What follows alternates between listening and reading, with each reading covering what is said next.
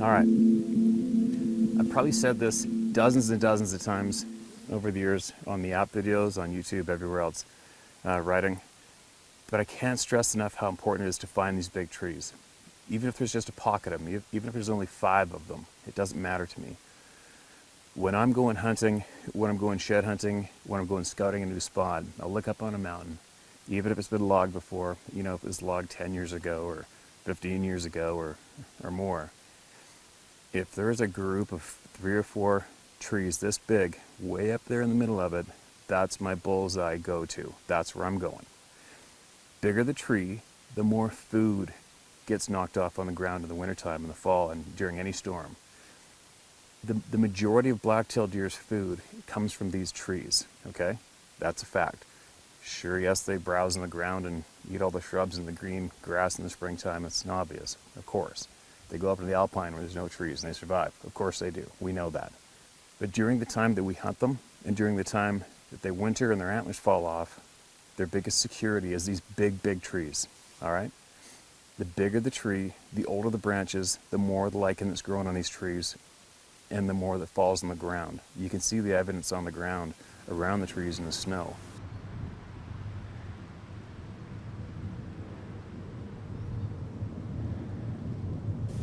The larger the tree, the more food hits the ground for the deer, which means the less they have to travel to find the food.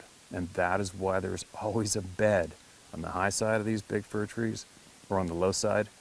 And there's always piles of droppings all around them. Even if there's just one of these big trees or 2 or 3 or a pocket of 12, whatever you can get at, that's where you really want to go. That's where I go. That's my first thing I focus on every single time, whether it be shed hunting or looking for bucks themselves. Bigger the tree, the more food hits the ground, the less they have to travel. It's perfect and it's easy and it's just common sense. But that is the fact. There isn't even a room for argument about this. Once you get into a hill like I have, I usually hunt where it hasn't been logged off. But, and even then, I mean, you're still going to find, a lot of these mature trees, even where it hasn't been logged off, they're going to be, a foot and a half, 18 inches, 2 feet across. But then you're going to get these big guys in there every once in a while, these great big trees.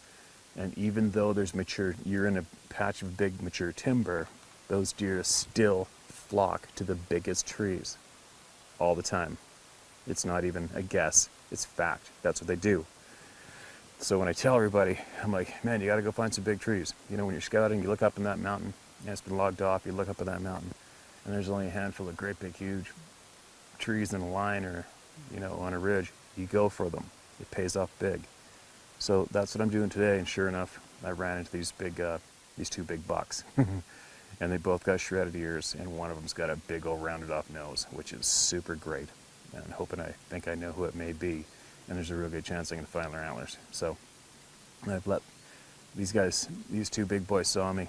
We were only about 50 yards apart, and they were up on the bluff above me as usual. So I just kept my body movement neutral, looked at the ground, took my backpack off, and slowly got my camera out. And I managed to get some videotape and some photographs of them. But it was like I tell everybody with body language, the second I stopped moving and my body froze up and my lens pointed at them and I stood there staring at them, the biggest, oldest one, he got nervous instantly, like, uh-oh, this isn't good. This guy might want to eat us. Let's get out of here. And they left. So there you go. The body language is universal and it's year-round, okay? Remember that. You don't want to spook the deer. Don't freeze up and stare at them. Look neutral. So I let these 2 guys take off. And I've been hanging out here making this video, and I'm going to give those 2 guys, it's been about 20 minutes now, I'll give them a little more time to leave, put a safe distance between us, because I don't want to leave. I want to find these antlers. I do not want them to think I'm interested in them in any way. Meaning, I don't want to follow those deer. I don't want them to think I'm following them. I don't want them to think I'm bad in pursuit of them at all. I want them to maintain this hill as being their secure getaway, hideaway, safe place to be.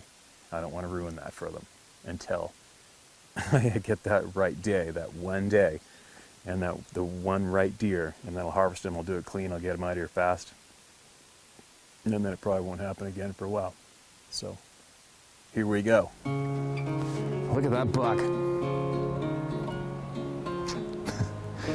what a hoot. That is just so much fun. I don't know what's more rewarding for me personally.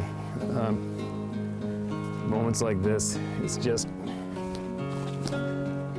so much fun. Look at that buck. What a beautiful, beautiful deer. Beautiful, beautiful buck.